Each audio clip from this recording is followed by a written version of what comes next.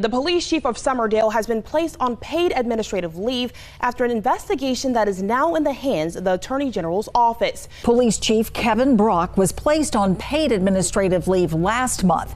Tonight, the town council voted to terminate him. A grand jury has indicted the former Summerdale police chief and his wife on forgery charges. Kevin and Lori Brock were booked into the Baldwin County Jail yesterday. They're facing second-degree forgery and second-degree possession of a forged instrument charges. Police Chief Kevin Brock Next on week, there's going to be a hearing. The mayor of Summerdale's Police Chief Kevin Brock in front of the I think this has given us some terrible publicity. Whoever is the blame for this, it doesn't matter who it is.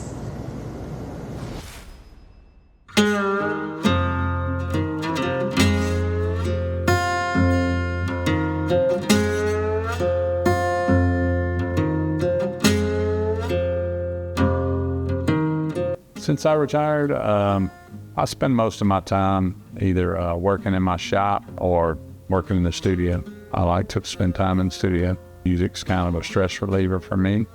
My name's Kevin Brock. I graduated in 1984 from Robertsdale, and immediately, opportunity-wise, I went into the Air Force. When I got out, put myself through the police academy. Back then there was a way of doing that where you could pay for it yourself and get sponsored and go through. So that's what I did. Worked several different entities, local, state. But yeah, I loved my job all the way through. As soon as I got hired to the time I retired, I've always loved my job. I taught college for probably from 2005 to maybe last year, teaching criminal justice. Ended up as chief of police in Summerdale. A lot of new programs. We introduced a drone program. We introduced a lot of new training that trained not just us, but trained regionally. People would come to Summerdale to go to classes, but all that kind of changed when we had a situation with one of my officers. Sergeant Baldner was my sergeant, and he was also my training officer. Great guy, great officer. He was also the security guy for our building with the state of Alabama through ALEA, Alabama Law Enforcement Agency. You have to have somebody in charge of the security of the police department, meaning who comes and who goes. Naturally, I gave it to Baldner. He had a situation where, within that, there's a lot of high security information that's laying around that people can see. That's why you have to have credentials to come and go. Well, basically, he told the mayor, which is David Wilson, and also one of the councilmen, which is Miles Bishop. Both of them like to come and go as they please out of the police department.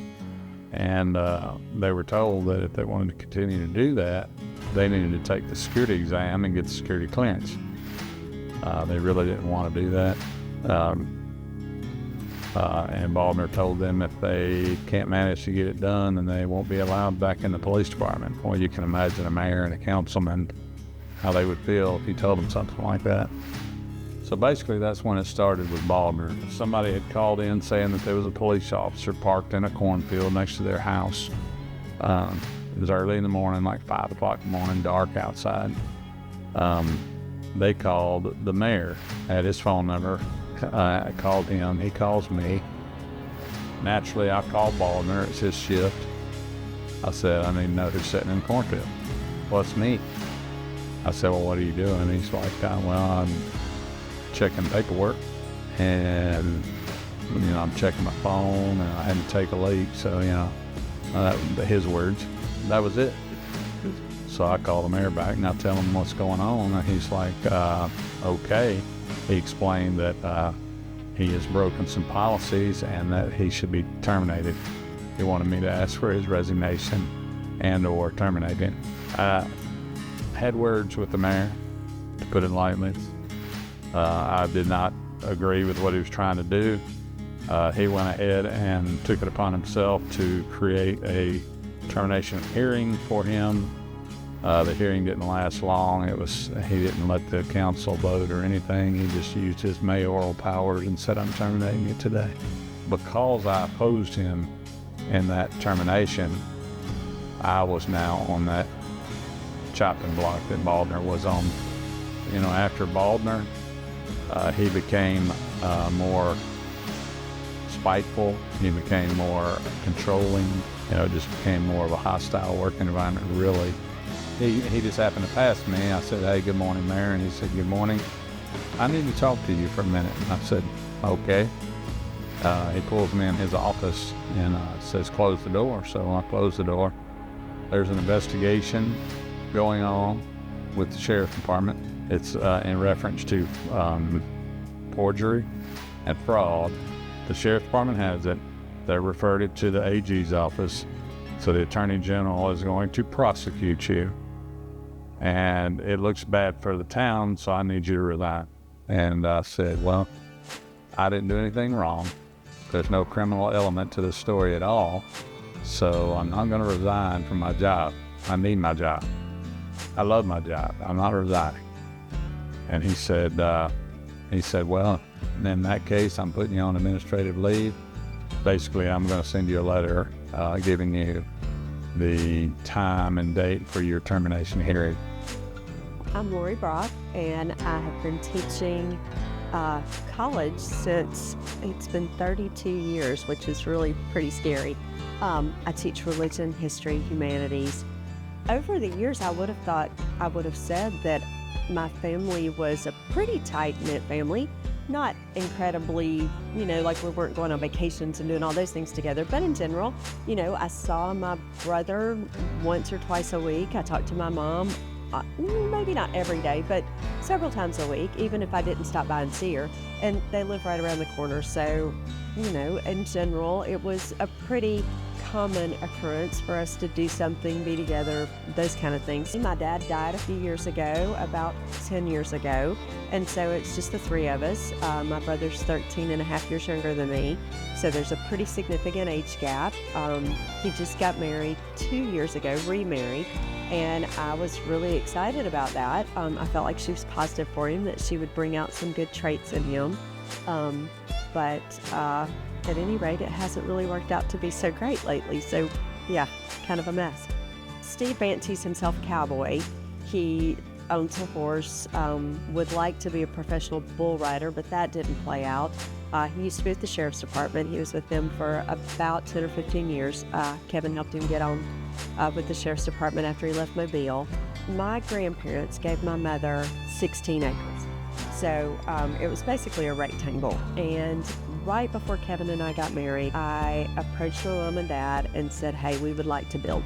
And we'd like to build out at the land, out at the farm, as everybody calls it, because my grandparents used to live there. It was 80 acres, and they divided it up.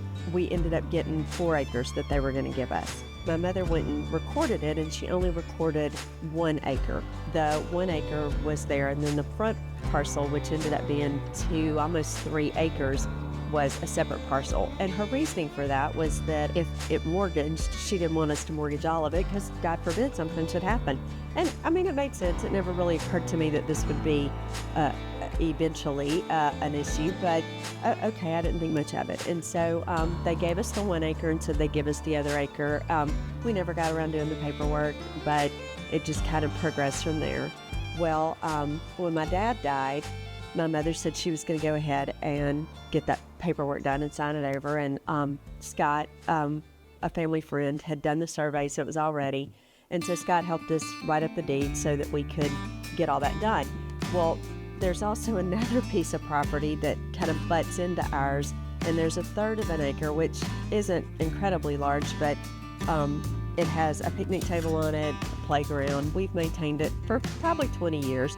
Well, my mother also bought that property, and so when she did, I told her that I wanted that little 1/3 of an acre to actually be deeded to us instead of us just maintaining it. And so Scott drew up all the deeds, sent them to him. Well, I think he actually sent them to Kevin, and then Kevin sent them to me. I printed them out, I gave them to my mom, and she was like, "Oh yeah, I gotta go see an attorney anyway. I'll get these signed."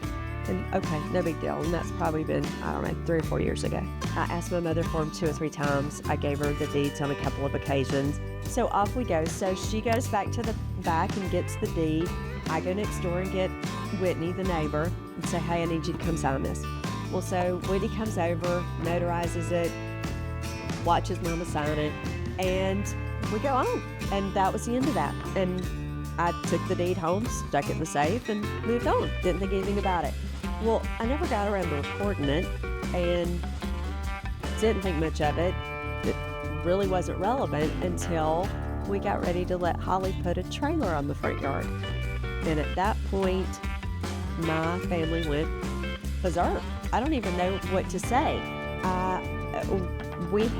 I took my mother to see the trailer. I let her go see it, and we walked through it. She said it's nice, and I said, nobody wants a trailer. I said, but the truth is, Holly and them need someplace to live. Holly was expecting, and their house had mold issues. She said, well, where's she gonna put it? And I said, I don't know. I said, I'm not even sure she's gonna get it, but we're talking about putting it in a lot somewhere. I don't know where, most of them are full. I said, or we may let her put it out the house for a while.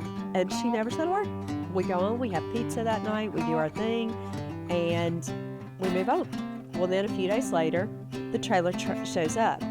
Well, part of that is the trailer company's fault. They didn't get a permit. They were so excited they had sold a trailer, it showed up the next day. I mean, I don't even know that Holly signed paperwork. At any rate, it shows up, and I'm like, oh, there's a trailer there. When my brother sees it, he loses his mind, and he starts yelling at me in the yard saying that he cannot build his dream home next to a trailer, that he cannot build a house and look out the window, and he was going to build south of us. He was going to build next door. And he just literally had a fit. And he said, you didn't even ask. And I said, why would I have to ask? It's my front yard. I'm just letting her put it there for a few years. She will never move that, and it will be here forever. Well, then he and Mama call me over.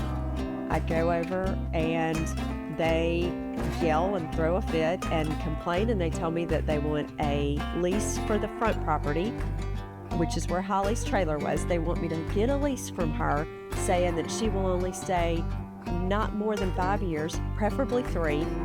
They tell me that they want it needs to be year to year, that I can't just give her a 5-year lease. So in the meantime, I've fished out these 2 deeds. I'm trying to write up leases for blank property. And my mother also demanded that I go record that deed. And I was like, okay, fine, I'll get to it.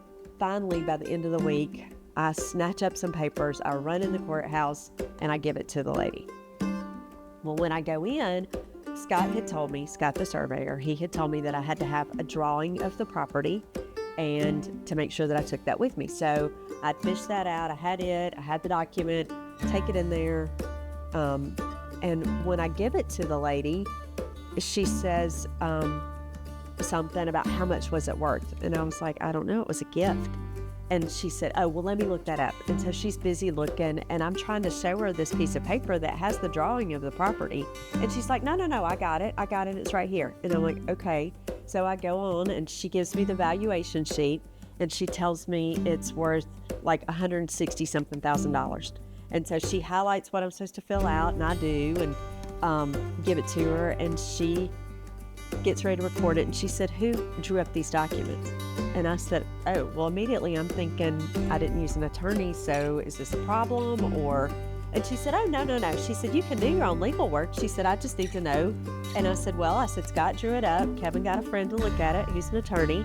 And then, he had spelled my mother's name wrong. There were a few issues, but in general, we did our own legal work. And she said, oh, that's fine. She said, just, write your husband's name down. So I did. Prepared by Kevin Brock. Give it to her. She records it, sends me to the tax assessor's office. I trot next door, same exact paperwork, give it to her. And I said, did you find it on the map? She's like, yeah, I got it. Nobody ever really looks at my little survey.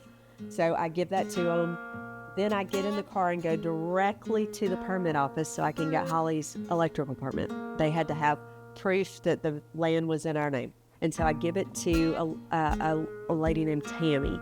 And she helps me get it all organized. She's like, oh, okay, it's in your name. And so we send it off, and I don't hear anything. And so I keep waiting because Holly's wanting her permit. So I go to record the permit. Nothing happens. And finally, I'm like, why we haven't gotten a permit yet? What's going on? And the lady said, well, she said it's for the wrong piece of property. So I try to figure out what had happened, and it's at that point that I realize I've mixed up these legal descriptions off this deed. So I go back to Robertsdale, they're closed. I go Fairhope's closed. They're closed for training. So I drive up to Bay Minette. And at that point, I go back to the probate office, and there's a new girl there, but I give her all that paperwork, and I said, okay, I need to make sure this is right. Because the last time there was a problem, I didn't record the right deed. I need to make sure this is right. And she said, well, then just record that survey picture, the drawing from the surveyor. And I said, okay. I don't think it occurred to her to say, you need to file an amended deed, which we found out afterwards that that's how you would fix it. In my mind, I would file the right one, and then I would just give her back her property. Like, no big deal. So at this point, I've got 2 pieces of property of hers. Not intentionally, but that's what I got. So I record the right one. I go back to the permit office. I give them the right one. They approve my deed so that Holly can get her permit. Holly gets her permit. And every time I had gone to the thing to record it, they kept saying, oh, it's not showing up. Oh, we can't see it. Oh, this or that. So I was giving it a couple of days to wash out, and then I was planning to return the land to my mother.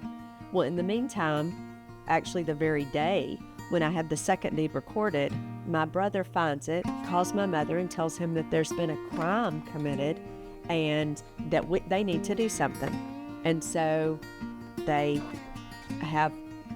call the sheriff's department. They don't call me. There's no point that they call and say, what have you done? Like, to me, in a normal family relationship, you would call and say, what the heck did you do? How did you screw this up? At which point I would have said, I'm so sorry. I've messed it up. I'm trying to fix it. Give me a couple of days. I'll have it all done. But they never even talked to me. So she calls the police. They do a police report. And we get a letter from the attorney, her attorney, saying, hey, you need to give back the 1/3 of an acre that you stole. You need to return the front property because you bullied your mother into signing it, and you need to give her $1,000. And I'm like, what the crap? So we call an attorney. Takes about a week to get in to see him. We finally go see him, and he's like, yeah, let's sit on this a little bit. He said, I'm going to reach out to her attorney. And I said, well, I need to get that land back. I need to return the one that was wrong. And he said, no. He said, I want you to wait on that. Let me think about it. He said, because I don't want it to look like you did something. And so we're like, okay. So we wait a couple of weeks, and Don calls back and says, he said, I think it's okay. He said, you can go ahead and return it. And we returned it that day. So we return it, move on.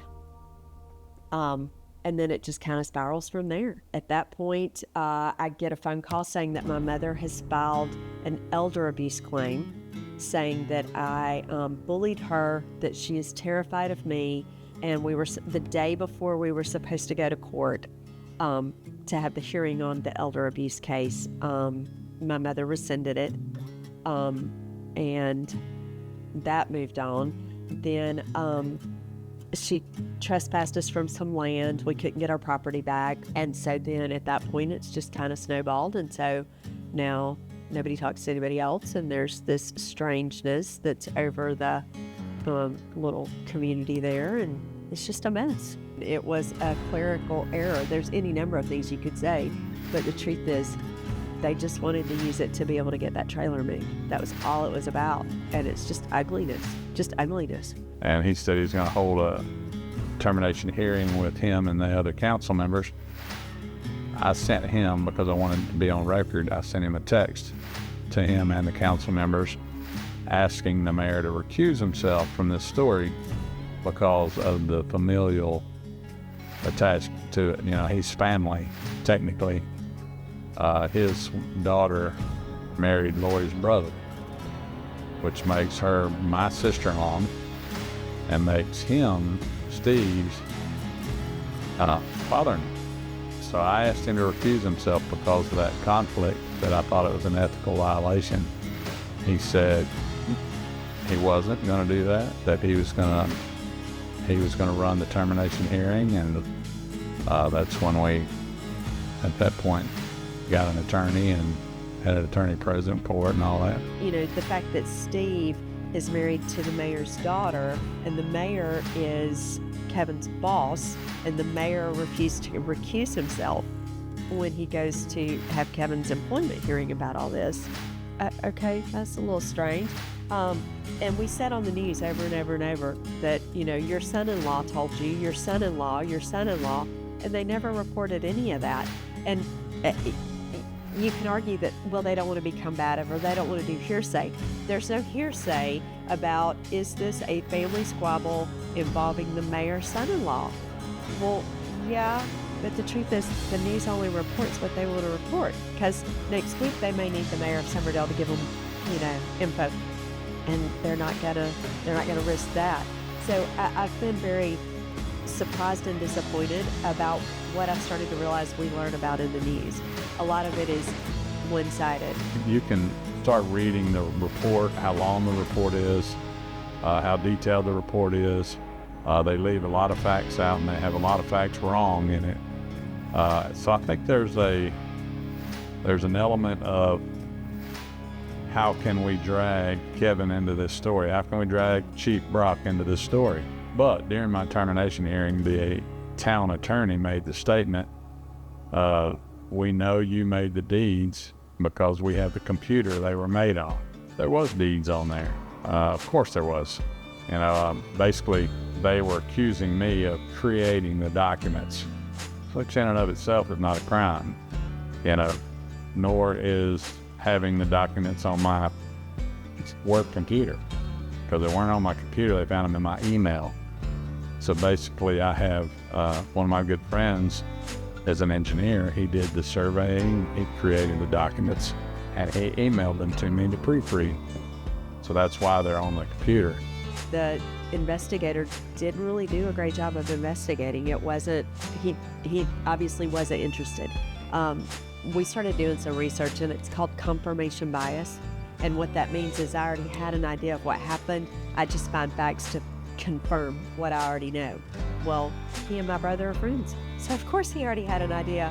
And so they are steadily coming up. He never reached out to talk to Scott, who could have said, I drew up those deeds. They do exist. My mother's alleging that there was never a deed for the third of an acre. Yeah, I've given it to you multiple times, more than once. And she's saying, oh no, I've never even seen that deed. I have no idea what you're talking about. Well, had the investigator called Scott, it would have at least thrown some light on it, would have made them question. I don't know. It really, and of course everybody keeps saying, well, you didn't talk to the police. Well, it's just not safe. I mean, when you start looking at how people are convicted for things that they didn't do, it's just not safe to allow yourself that exposure. Accusing me of a felony, 2 felonies charges, and saying that I'm under criminal investigation. None of it being true. You know, I was enraged, to tell you the truth. I mean, I thought I was angry. Been angry for a while. The attorney advised me not to speak, and he told the story. He was good with the story. He did a good job telling the story. There was a court reporter there, so she got everything, including the mayor getting mad at my attorney because, you know, he's making him look bad. So, you know, he shouted at one time. I've realized that not only did they take away my job, they took away my money, my pay, how I support my family. They caused me to not finish my retirement with the state. Deeply affected my reputation. They wanted to destroy me, as in take away my ability to be a cop. So not only were they trying to pin me with a felony charge, which would eliminate me being a police officer, he made a call to the governing body within the state that holds my credentials, trying to get my credentials pulled. Why would you do something like that? He did the same to Baldner. You know, I mean, for some reason, he's just one of these guys that he can't just fire somebody. He's got to annihilate them. The investigation came quickly after he pulled me in his office and said, this is what's going on. I've been an investigator most of my life. So it's normal for me to lay paperwork out and get real deep into the weeds, trying to figure out what's going on. Their investigator did not do that. It turns out, I found out while we were doing our stuff that, Lori's brother and the investigator to this case are good buddies. They've served time together in the sheriff's department. Steve worked there for a while. When he worked there, they were on the same shift. They partied together. You have a biased investigator, and which is one of the most, I would probably say, one of the most dangerous things when you're an investigator. The whole idea is to prove whether something is right or wrong, prove to whether a criminal act has either happened or not happened. It is just as much our job to disprove something as it is to prove something. This case was not set up that way. He was totally biased going into it. He was, in communication, constant communication with Steve the whole time. So Steve got to create the narrative. Most of the report was written by what Steve told him, not by what he learned from investigating. Continuing my investigation, we uncovered some things that they should have uncovered. First and foremost, she has a durable power of attorney over her mother. So if she wanted to take land from her, she could have done it legally.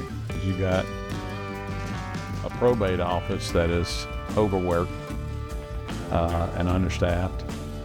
And the lady that was working, it was a fast transaction, and they did what they did, and then some paperwork got crossed, and the mistake was made.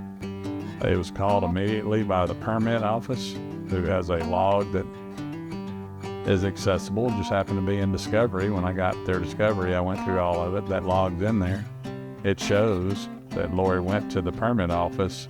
They caught the mistake and sent her back to the probate office to fix it. So why would she take a document that she's forged or manufactured and take it to the permit office and it doesn't make sense. And the investigator should have known that. He should, by looking at the discovery that he gave us, there was several things in there that explain what happened. And he didn't take the time to do that. He really just listened to Steve, and he did interview Lori's mother. There's a recording of it, a video of it in the Discovery. You can tell when he's talking to him, he's not doing his normal investigator talk. He's already biased and handling her with kid gloves and leading her so she'll say the right things for his report. When he went to grand jury, all he did was read his report. He didn't offer any evidence.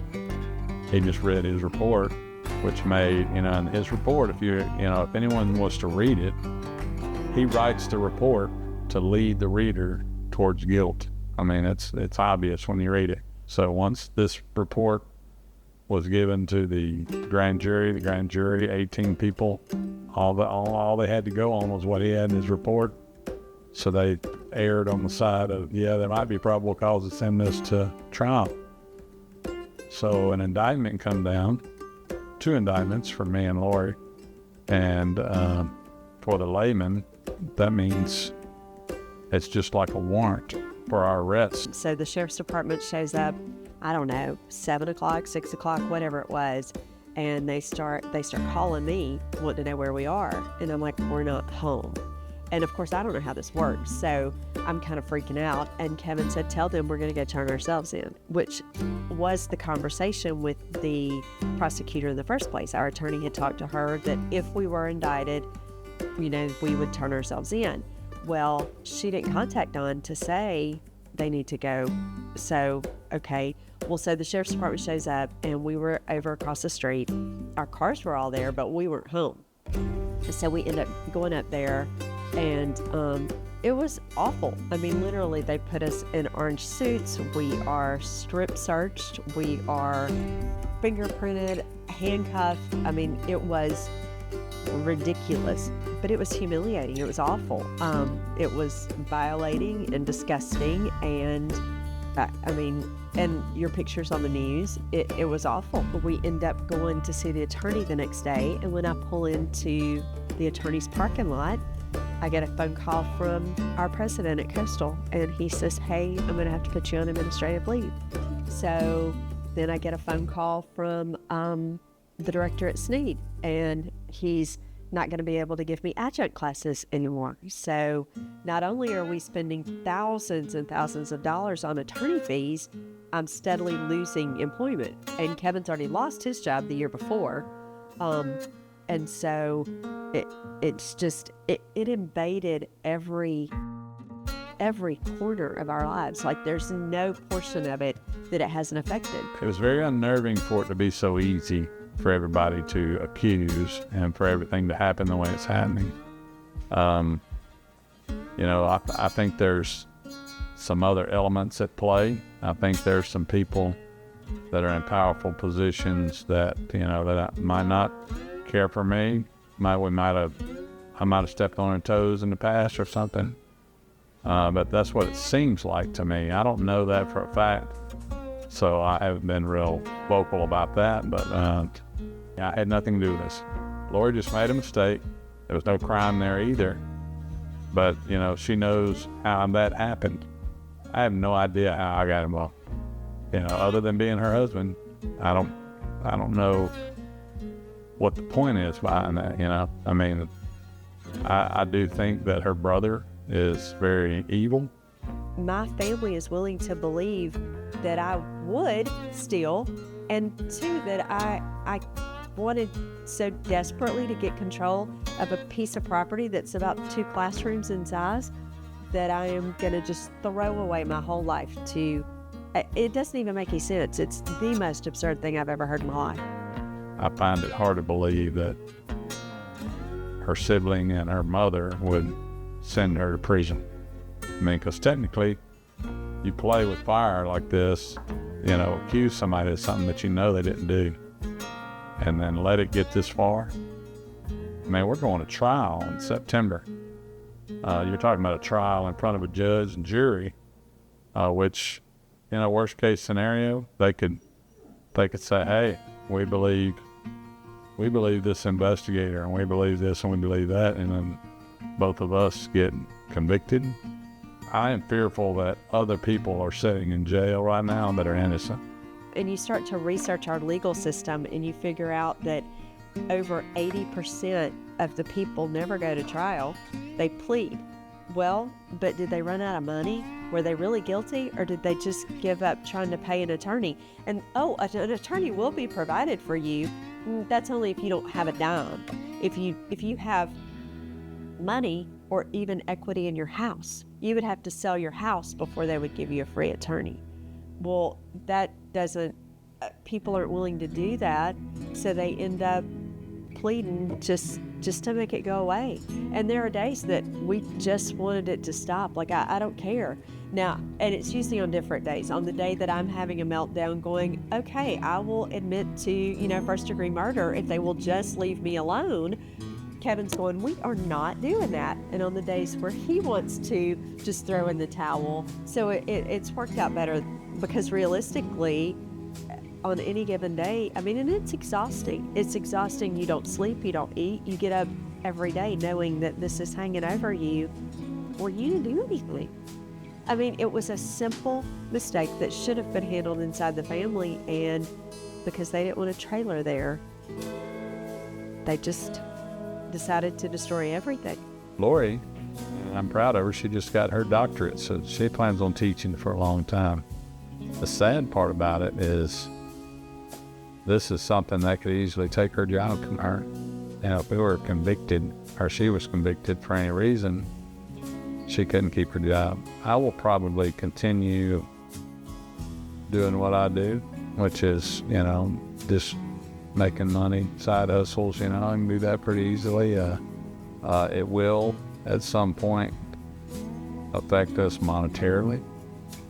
I really can't do anything until this is over with. There will be civil litigation from it, and I'm sure it's hard to explain how angry you can be in your heart towards something, and that makes me mad too. I'm angry that I'm angry.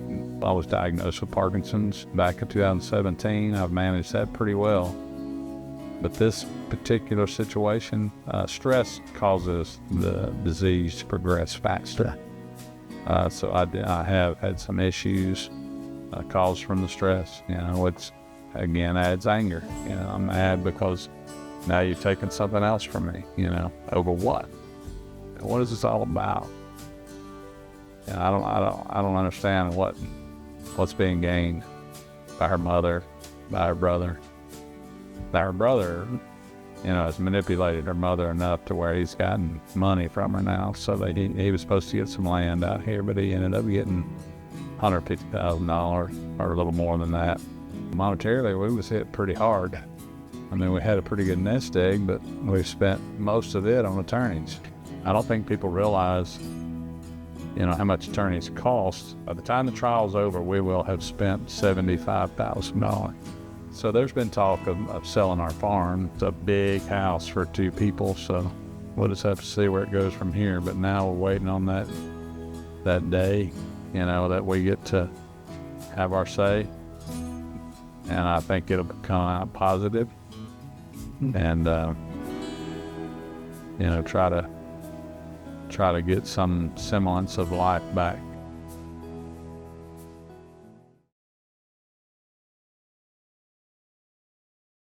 Today, a jury convicted the wife of Summerdale's former police chief of felony possession of a forged instrument.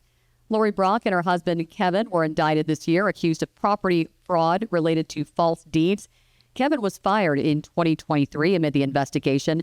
His forgery charges were dropped about a week ago.